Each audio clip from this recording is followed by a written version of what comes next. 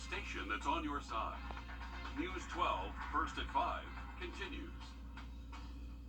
A man accused of murdering his girlfriend's infant son appearing in court today. The suspect claims the death was an accident, but a jury will decide.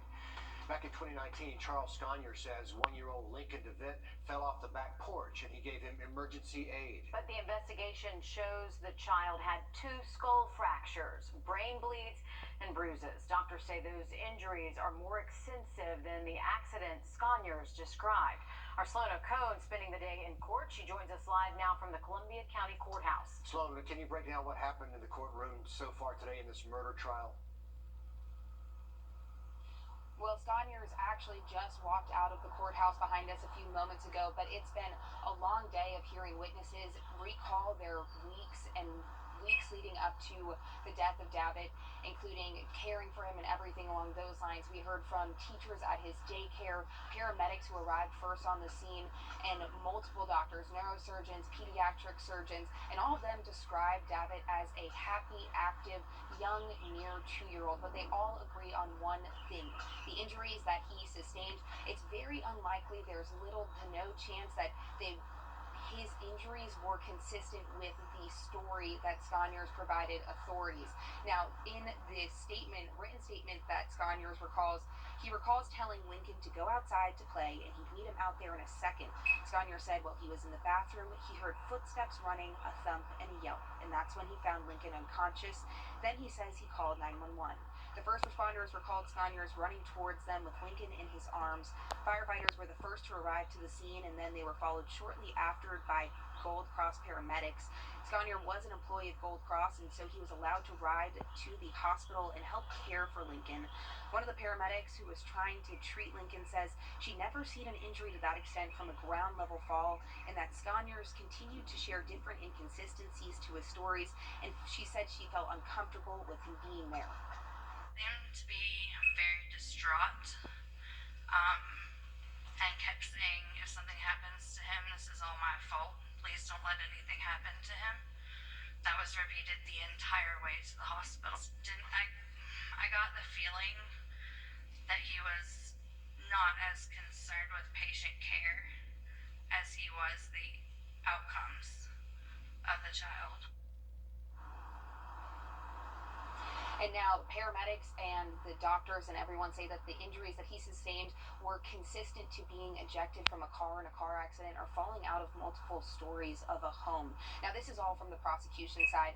In the coming days, we're going to hear more from Sconiers' attorneys as they present his defense. But coming up tonight on News 12 at 6 o'clock, I'm working on a story diving deeper into some more of those opinions from other doctors and the other witnesses who testified today.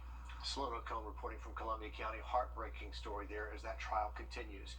The Edgefield County Sheriff's Office. Closed captioning for News 12 is brought to you by Kenneth Nugent.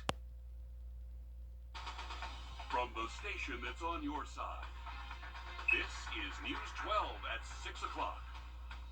First on News 12 at 6 o'clock, some new developments in the 2019 death of a Columbia County toddler. Lincoln DeVitt died May of 2019, just shy of his 2nd birthday. And today, Charles Sconiers, his mother's boyfriend and an Augusta firefighter, was back in court facing charges in his death. News 12 Sloan O'Cone was in the courtroom today for us. She joins us live from right outside of Columbia County Superior Court. So, Sloan, it sounds like testimony just wrapped up in the last couple of hours.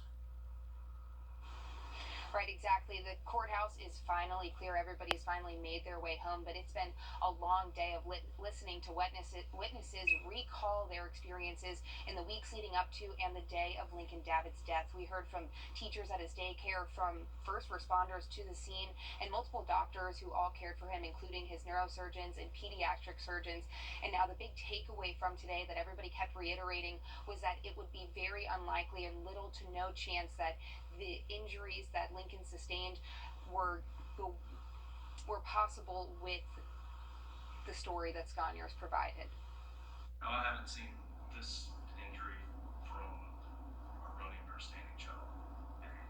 The doctors say they typically see similar injuries from people falling from multiple stories of a building or being ejected during a car crash. Was started in the back and actually had 2 lines that came forward, so it suggested there was a lot more force and just a ground level fall. The first responders to the scene were firefighters. Shortly after, Gold Cross arrived.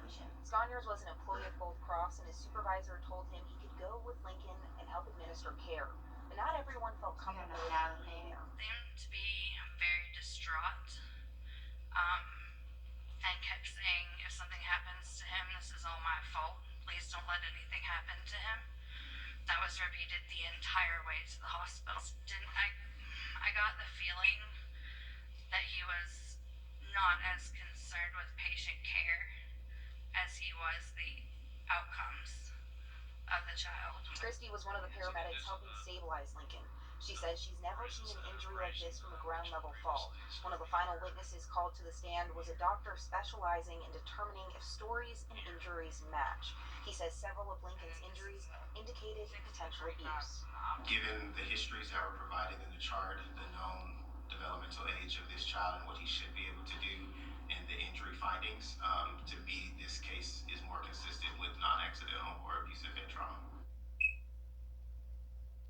Now, a lot of those findings came from multiple hemorrhages behind both of Lincoln's eyes and bruises to his ears and the rest of his body. Now, this is all arguments from the prosecuting attorney's side. In the next coming days, we'll hear more from Sconyers' defense as this trial continues. Just a heartbreaking story we've been covering for so many years. Sloan, thanks for being our eyes and ears in there. And the case is not as simple as who could be actually responsible for Lincoln's death. That's right. Our I-team has uncovered another important question. Who could have stopped it? As our Meredith Anderson shows us, our I-team had to